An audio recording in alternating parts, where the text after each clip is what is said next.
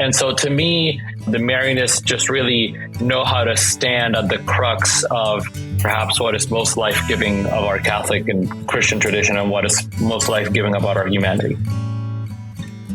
Welcome to Sharing Our Marianist Stories, a podcast produced by the North American Center for Marianist Studies in Dayton, Ohio. I'm Mike Bennett, Media Administrator for NACMS. In this episode, we continue our celebration of the Marianist Social Justice Collaborative's 25th anniversary by featuring a panel that was moderated by Sarah Gray and features 3 volunteers from issue teams within the MSJC. I will turn the floor over to Sarah, and you'll hear my voice again towards the end of this episode of Sharing Our Marianist Stories. I'm Sarah Gray. I currently live in Cincinnati, Ohio, and I'm the Executive Director of the Marianist Social Justice Collaborative, or MSJC for short. And I get to work with all the issue teams. So we have 7 active issue teams right now, and then 2 project teams as well. So the 7 active issue teams look at different areas of social justice, and each team kind of creates education, advocacy, pastoral outreach, anything they have capacity and interest to do around advancing justice on that issue. And then we have kind of 2 internal project teams right now, which are helping us with organizational anti-racism and our fundraising capacity. We have about 80 active volunteers across all 9 of those teams that are doing different things, both internal to MSJC and external. This is the second podcast. We did one kind of looking at the past, people who were there when we first started MSJC, and then this one is right now, like kind of the present, and then looking forward. So what we're just asking everyone to share, is your name, where you're joining us from, and then your connections with MSJC and how you got involved. I can start. My name is Ruiz, and I am a part of the Marianist LGBTQ Initiative Team. I have been a part of this team since 2014. I was the chair of the team for several years, and now I stepped down. Someone else took on that reign, and now I am just a member. I'm Julia Love. I'm in Philadelphia. I'm part of Adele Social Justice Project, or ASJP, and I was invited to join in 2020, and I've been part of it ever since. My name is Maureen O'Rourke. I'm in Dayton, Ohio, and I serve as a co-chair for the Racial Justice Issue Team, and as a collaboration with the Marianist Lay Network of North America, serve on the steering committee of MSJC as a rep for lay Marianists in the U.S. The second question is, why are you passionate about this work? And I think that could be, why are you passionate about social justice in general? Why are you passionate about being on a volunteer organization within the Marianist family? And it also could be, why are you passionate about the specific social justice team or group you're working with? So I'll invite whoever wants to start on that. I think my passion starts with community. And when I was reached out to for ASJP in the pandemic, it was a really opportune time to feel like this larger connection, especially with not going to church and not even really seeing Marianists. That really drew me into MSJC to begin with. But I think what continues to keep me passionate about this work is the excitement in our group to keep including people and keep raising young voices in the church, and that we're not walking away from something that's difficult, but we're facing it head on. And so the more people that face it head on, the more my own passion grows. And so that community building has really kept me in it. I think the work of social justice is deeply personal. It's hard to do social justice and not bring one's own self into the conversation. My involvement with the LGBTQ team comes from my own personal identity and experience as a gay man, specifically as a gay Catholic, who suffered both incredible exclusion and disintegration at the hands of the church, but also experienced incredible and boundless joy in spaces that were inclusive to LGBTQ people. And I was a witness to, my life is a witness to the creative energy and joy that comes about when a person, regardless of sexual orientation or gender identity, is fully embraced in the eyes of the community and as a person created in the image of God. And throughout this work, I've been blessed to work with people who approach the question of LGBTQ inclusion through many angles. And a common it is a common passion to bring one's own experience or the experience of our loved ones. So, for example, people who are members of our team often identify as straight and cisgender, but may have a child or a dear friend who is a member of the LGBTQ plus community, and they can connect. I think for me, justice and equity and right relationship has been a passion of mine, probably because how I was raised and engaged my whole life and before I met the Marianist family. And then I think where this all came together is once I experienced the charism and met Marianist people and realized who I am and what I am passionate about aligns, I think, beautifully with the charism and this community of people who are working and modeling a Marian church to our world, to a place and space and a faith community and systems that we want to be better and that we are invested in, a part of, and a great gift. And so I feel called to partner and to serve with MSJC because of the greatest gift of doing that in that community. Mm-hmm. Yeah, thank you all. Those are very moving responses. And I think really echo what Ish said, which is that, you don't show up to this work unless you're, pretty closely connected to it and feel even the small steps forward as being really positive in your life and the people around you, which is, I think, really important. Which leads us actually right into the next question, which is, what has been one visible or tangible impact you've seen through the work of your issue team? So you could talk about maybe a project or an event or something bigger that you really see as something, we can put our hands on that your team has had an impact on in the last few years or since you've been working with MSJC. So like I said, I joined in the pandemic, and it was a really big deal when we got to have our first annual retreat. Don't know if you can call it annual. It took a couple years, but it was super exciting to be in person with everyone and to experience them in that way. It felt like I was meeting them for the first time. And something we dedicated to doing while we were on our planning retreat was getting local young people in Dayton to this discussion event. And, a lot of anxiety of, will anyone come? Will anyone want to talk about these topics, these really controversial topics that maybe different generations or different groups of people are not talking about? And when we got there and were waiting, and within moments, the entire room that we reserved is completely filled and there's not enough chairs. And some of our group is standing outside to make room for more visitors and more conversation. And that was one of the most exciting moments in ASJP, to really see that young people are craving these conversations, are showing up for them. And we want to just continue. We've been talking a lot about finding different ways to engage in our local communities because it was really exciting. Yeah, Julie, can you say more about what did you guys ask there again? You had questions out on the tables, right? And then people kind of broke into discussion groups. I believe some of them were, how has your voice been heard or not heard in the church as a young person? What are directions that you want to see the church going in? What are your hopes for the future of the church? And what do you think they're doing right? What do you think they're doing wrong? I believe one of the questions was, if you could change one thing about the way the Catholic Church is run today, what would it be? The LGBT team has been incredibly busy. We've done the yearly retreats for LGBTQ plus persons and their families. We've produced a wonderful video resource along with a discussion guide that helps Marianists live out our charism by embracing LGBTQ plus persons. And we've also produced a resource for educators at schools. But perhaps the project that I am most excited about is our trans initiative. And the reason I am excited about that is because in the world of LGBTQ plus inclusion in the Catholic Church, issues of gender and trans inclusion are at the forefront of the conversation right now.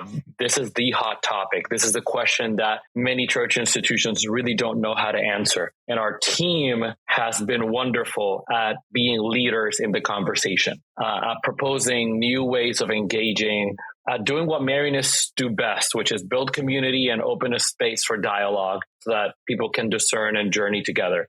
And an example of that was seen at the latest Marianist Lay Communities of North America Assembly, MLCNA, where the trans subdivision of our LGBT team led a workshop that was very well attended, very well received, and where people were able to really bring genuine questions about ministry, about obstacles and challenges, about joys, and perhaps even more importantly, we're able to listen to the testimonies of trans Catholics who shared their experience and their own insights about what they would like to see in the church. And the reason I mentioned this project, and I'm not involved in the trans team, but the reason I mentioned this project is because I found myself growing as a Catholic and as a minister as a result of the work of that team. And I'm a part of the LGBT initiative. I'm not involved with that particular project, but every time I attend one of their sessions, I am just blown away by what they're doing. And I really hope to see it continue because it's an important conversation.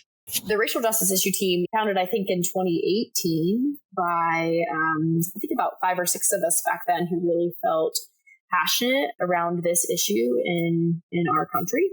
And so we've done some really fantastic things over the years. But one thing that stands out to me specifically was back in the spring of 2022, our issue team partnered with a national organization called Crossroads Anti-Racism and partnered in an effort to create a session. It was an opportunity where Crossroads facilitated a training to really dive into what is systemic racism, how do we engage in it, and what can we grow and learn in both individually but also institutionally, and just was a powerful opportunity to dive deeply into what systemic racism is, what we're called to do to become anti-racist, and to look at that through a lens of faith and as a Marianist family. To do the internal piece, but also the external. This internal work has to be done in us, but it's for the greater good beyond us. I really think that was maybe one of our kind of like highlights events over the years. And one of the greatest gifts of doing that was then the follow-up became for MSJC organizationally was to take on this deeper commitment to becoming anti-racist. And so out of that comes this anti-racism ad hoc committee. And I think that will be a great witness to the Marianist family, to our partners and collaborators. And I'm just excited for what might unravel and unfold and blossom because of that. Yeah, I actually am wondering if all of you could just talk a little bit about like the structure of your team and what right now, maybe what your projects are, overall things like that might just be helpful to give people context. So our issue team has about 8 members. We are pretty much around the Midwest. We did have some people out from the Pacific part of our country who were with us. We do have little subcommittees that will gather for certain events or programs or initiatives. But for the most part, we tend to gather as a whole team. For Adele Social Justice Project, we have about 7 or 8. We try to support other issue teams as well, but our main mission is giving a voice to young people in the church and living out that Adele spirit. Our issue team is composed of about 12 people. It has had as many as 15 in the past, and it spans the entire nation. Given the numerous projects that we have down the pipeline at all times, we have subcommittees that are project oriented, such as a retreat committee, a trans committee, which puts on programming related to trans inclusion, an education committee, which works with schools and the education research that we published. And we also had an ad hoc committee to put together that video. And once we produced the video, which is about embracing LGBTQ plus people according to our charism, that committee would just no longer meet. Another example of an ad hoc committee is the committee that is planning our Imago Dei Assembly, which is an assembly for LGBTQ plus Catholic ministry to be held at Bergamo in 2024. Also, we have some subcommittees that do advocacy that don't necessarily have something tangible that they do, but rather meet to see what new initiatives should be proposed. And so they are in conversations with the Office of Sponsorship, the leadership of Marianist universities, etc. Each of these committees can have anywhere between 2, 5 people, 6, 7 people. But what's cool too is that if they're doing something local, like planning a retreat in Cincinnati or in St. Louis, they also solicit the help of local people who can join that small committee to help us plan that event. And so the LGBT team has a formal cap at 15 members, but also welcomes in temporary assistance for our local projects, which is great. A great way to have a group of committed people who have some continuity, but also a group of amazing committed people who can only contribute a particular amount of time.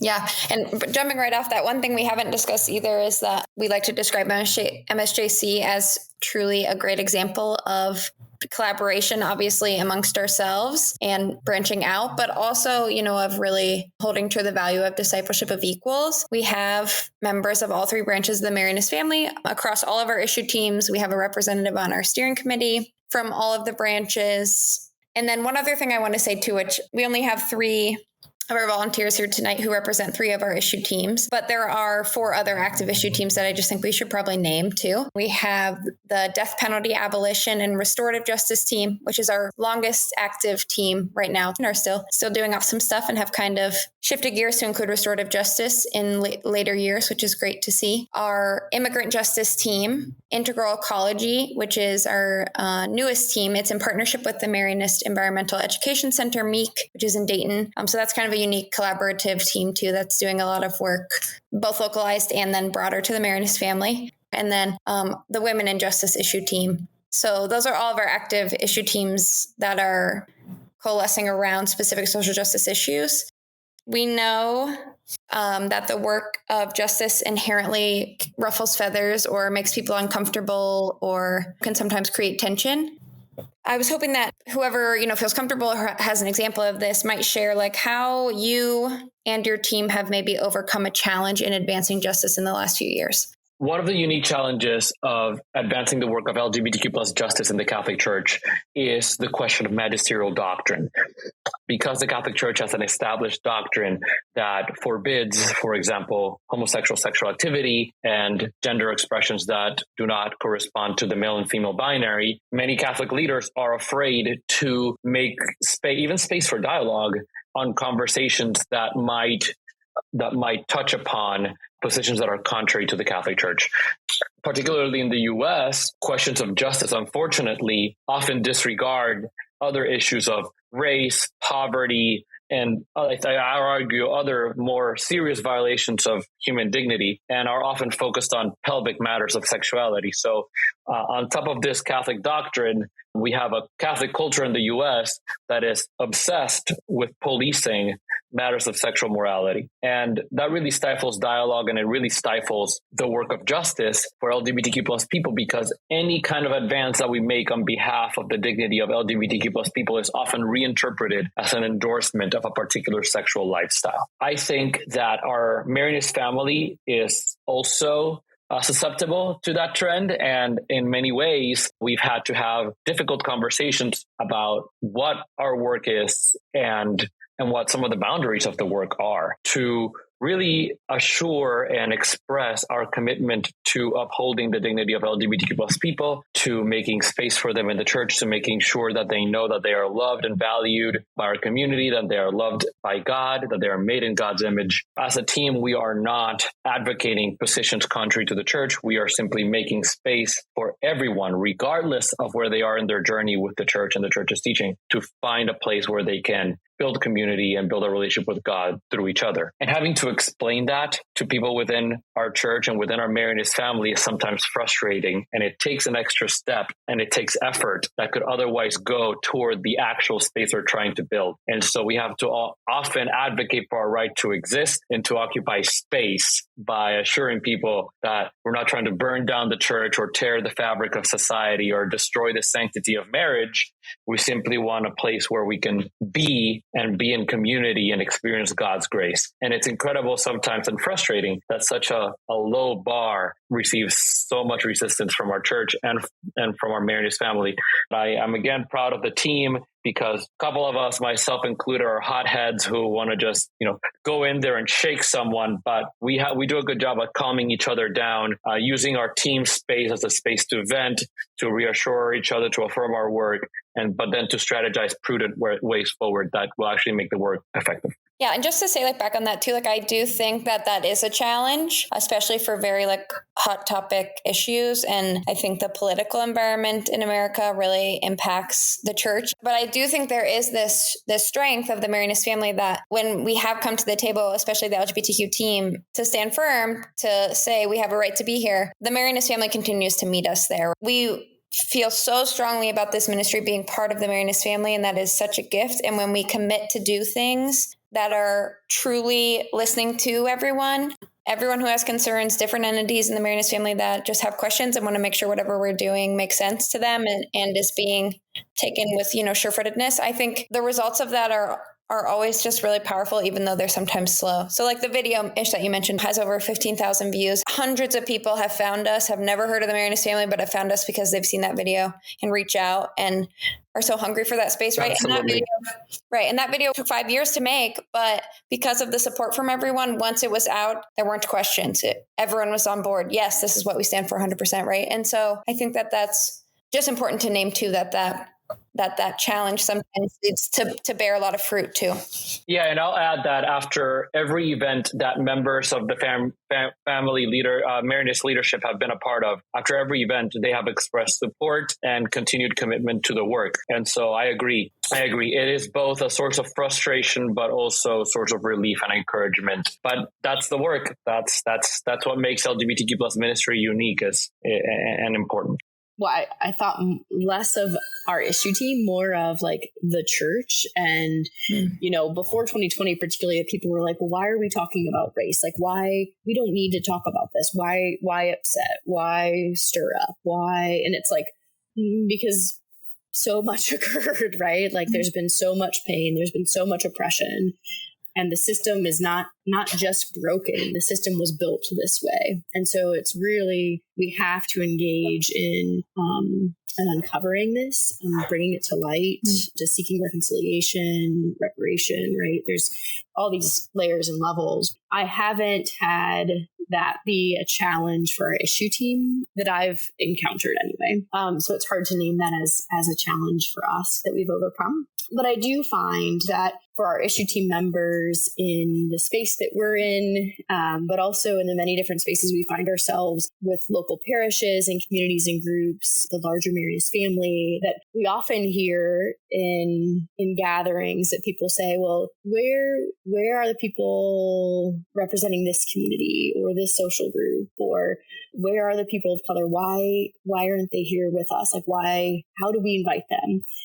And it's interesting to try and really encourage their consideration of that and asking instead, why is this a space for those people who might not feel welcome, don't feel welcome, right? They're not choosing to be here. And so what is the work that we need to be doing to become a space? So a lot of that is bringing to light the pain, the hurt, the oppression, the ways in which we engage in those systems, and then to be different because of it. So let's make our spaces different and hope that then they become spaces where we can welcome and engage and partner and collaborate and be gifted by the expertise and friendship and partnership of so many great people. And so, being attentive to that conversation, to turning those questions around, there's work we need to do. And we're not going to put that on somebody else.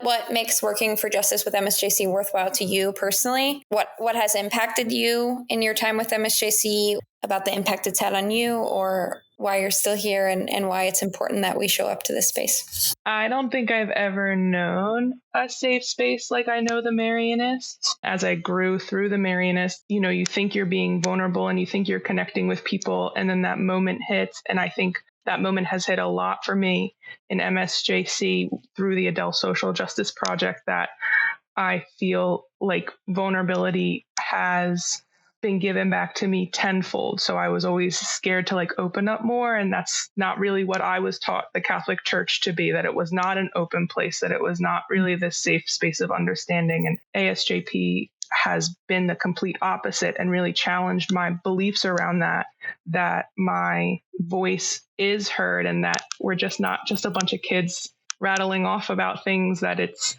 real fears and real feelings and real accomplishments and real detriment. And we share that every time we meet. Where are you at today? And I just have never known a group to be so dedicated to continuing to make this space safe and understanding and willing and like almost like bending over backwards to understand each other.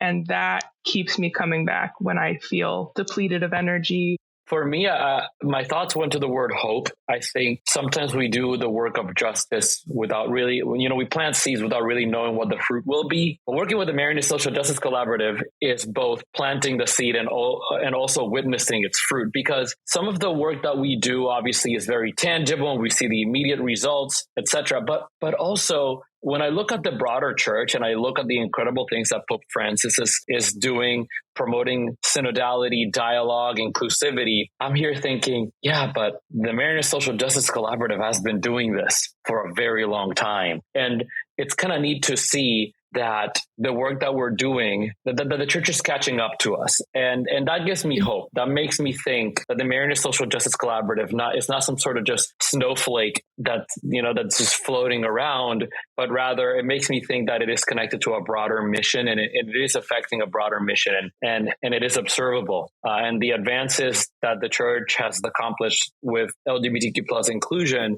have been monumental in the past 10 years. And the Marianists in our corner of the world have been at the forefront of those advances. And so I am hopeful for LGBTQ plus inclusion. And thanks to the Marianist Social Justice Collaborative, I know that it is not a foolish hope. I think in many ways I would echo what is shared. The piece about hope, this image that we have for who the church can be, what the church can be at our best is I think what we're living in some ways with MSJC, with the Marianist family. So when I think about particularly like my work with the issue team, it's really like companions on the journey. It's like ministering to the ministers, right? Like it's a space to be gathered and sent. And there's purpose to it. There's mission. We're doing some deep work together. But we're also, those times where you need to be refreshed and replenished. It creates that space. And I think this is tough stuff. You have to have that grounding. And so it provides grounding. It also provides that little swift kick to do something. And the piece that I really appreciate from MSJC is that it also inspires what I do locally. So it's the conversation nationally, it's our efforts nationally, but it also is really like a purpose-driven connection to why I engage in my local community around relationships, around justice in the center city and how I live in my city, right? The organizations I support and, the businesses and the places I surround myself in, that it really calls us to action and advocacy in our local spaces also. And I would hate for that to ever be lost, that partnership with who we are here and there. What I'd love to hear from you is, you could talk about one hope, like what do you hope to see from MSJC 5 years from now, 10 years from now, the general future? Where do you think MSJC could be a leader in the future? What would you like to see MSJC, tackling in the future? I can start.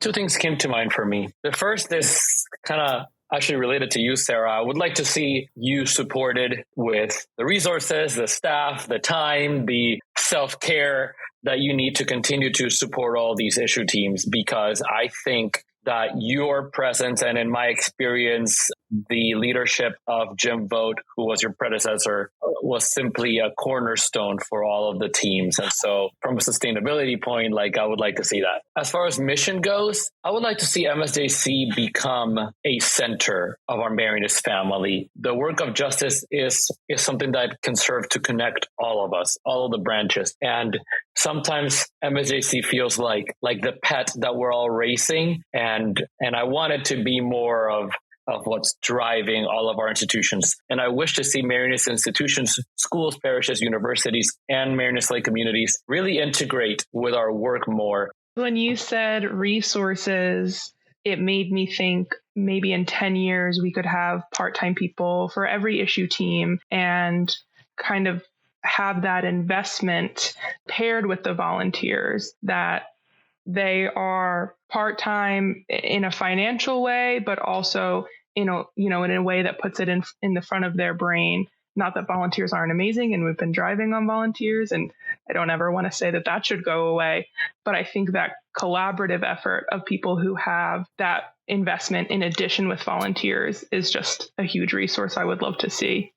I think there's been great growth since the addition of an assistant, when Jim, and then we partnered Jim and Sarah, and then Sarah, and now Sarah and Aaron. It's just immense when you can dedicate staff time to this. And a great witness of the Marianist family in stepping up to that and in supporting that, because the financial piece is really, it's extremely important to do that. And we're at a place in a stage in who we are as a family to say, we need this, we want this, and we will allocate in order to do this.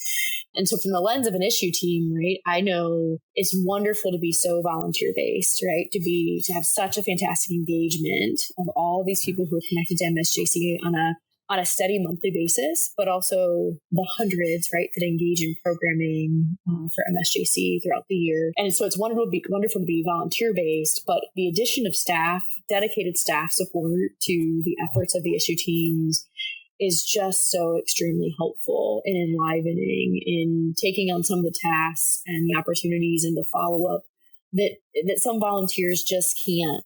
It just doesn't fit within their scope. So I would support the addition of additional dedicated staff people to this work.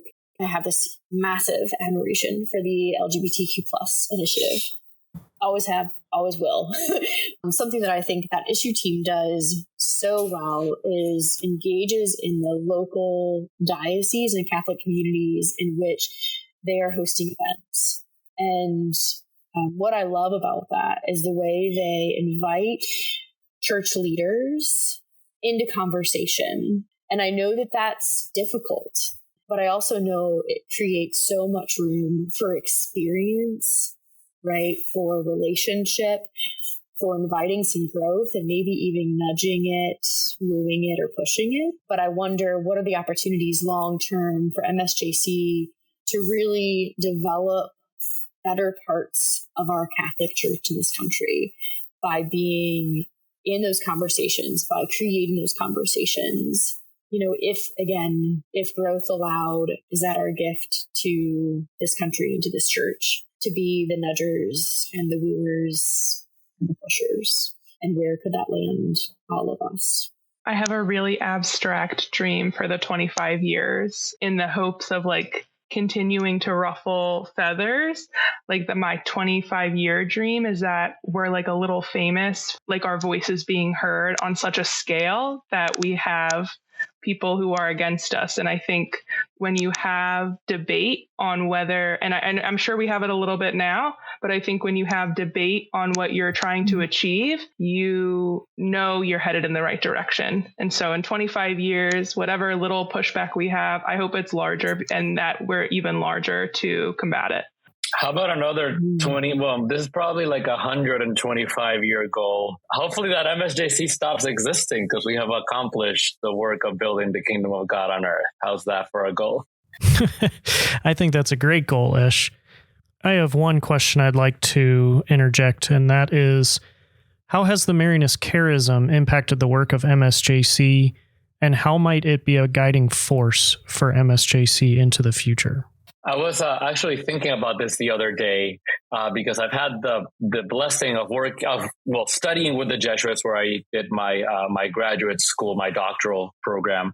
I've worked in a Lasallian school. I've worked with the Vincentians, the Daughters of Charity.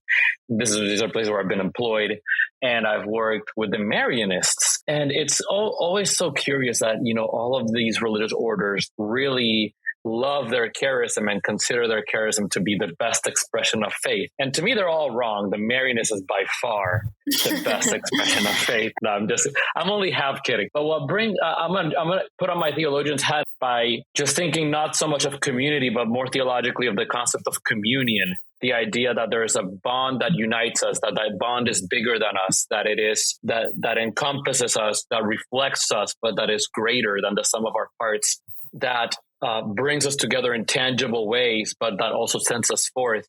And I think the Marianist family, simply put, has a balance of all the components necessary to precisely live in community, live in communion, live in the world, live fully human lives, from the technical questions of hospitality to the more relational components of how do we connect with each other, to the future visions of justice and the external commitments to community via justice. And they're all informed theologically by the Virgin Mary, her life, her witness. And so to me, the Marianists just really know how to stand at the crux of perhaps what is most life-giving of our Catholic and Christian tradition and what is most life-giving about our humanity. So I was thinking the concept is to Jesus through Mary. So our charism, the gift of who we are and what we give to the world is Marian. And so if we're looking to Mary as our model and we're looking to build this Marian model of a church, it means it's a little warmer, a little softer, but it's also fiercely just. It involves getting our hands dirty. It involves relationship.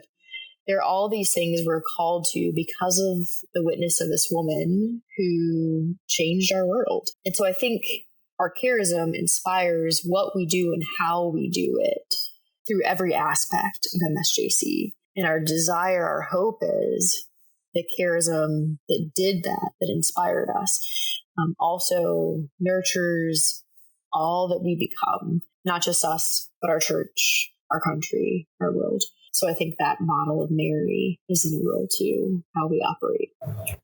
Yeah, and I'll just say one more thing, which is we have about 80 active volunteers. And I would say probably around 15 to 20 of them found us on the internet, didn't really have Marianist connections, but were specifically looking for some sort of justice organization they could join that was doing specific work in the Catholic Church. And so in the future, I think it's going to be really important too. I think maybe MSJC hasn't done the best job of bringing those people fully into the Marianist family, but I think that's something that we would love to be doing more of and be doing better. Moving forward, the people who are drawn to us, helping them really be in the full part of our family and not just siloed with MSJC, but thinking of how we can do that too, realizing that we can be that drawing force with the justice piece, and then helping people really experience our charism more deeply once they engage with MSJC.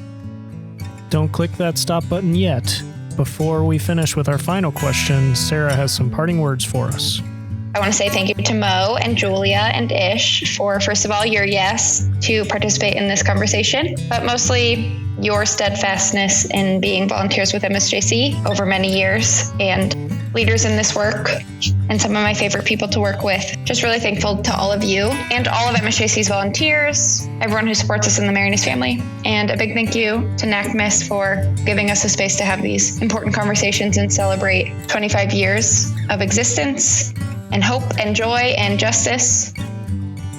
And a word of thanks to you, our listener, for listening to this episode of Sharing Our Marianist Stories and for your continued support of the North American Center for Marianist Studies. Make sure to follow us wherever you listen to podcasts so that you'll be notified when we have future episodes released. And follow us on our social media accounts at This Is NACMS on Instagram, Facebook, and YouTube, so that you have access to our ongoing educational and formational content focused on our Marianist family, history, and charism. And now to wrap up this episode of Sharing Our Marianist Stories, we return with our final question. We know that the Marianist founders corresponded via letter writing. So if you were going to write a letter to any person, dead or alive, and be guaranteed a response, who would you write to and why? I would definitely choose Pope Francis. I think that his vision for the church is prophetic, and I would like for the opportunity to have a conversation with him about LGBTQ plus inclusion. I was thinking about our beloved brother Frank O'Donnell earlier in this. So I'm going to go with him right now. Obviously, he was such an advocate, a warrior, a pusher for MSJC, sometimes against people's will, but just cared so much about MSJC existing and being really on the forefront of stuff. Was a chair for MSJC for 9 years and recently passed away last year. My dream, I guess, would be every year just write him something and have him write back and check in with us on that. I think it's really nice to have. So I'd just love to get his continued thoughts and support. So I started to think of Marianist folks, and I think I would go Skip Matthews, Charlie Wanda, Mary Louise Foley, Paul Marshall, lots of them. But what really struck me is, I think, my Uncle Billy, my dad's brother, who I never met and I don't know a lot about, but there are parts of me and my passion areas that I wonder if they come from him. Just that inkling, that start of maybe who I am and who I've become because of who he was. I'd be curious to know more.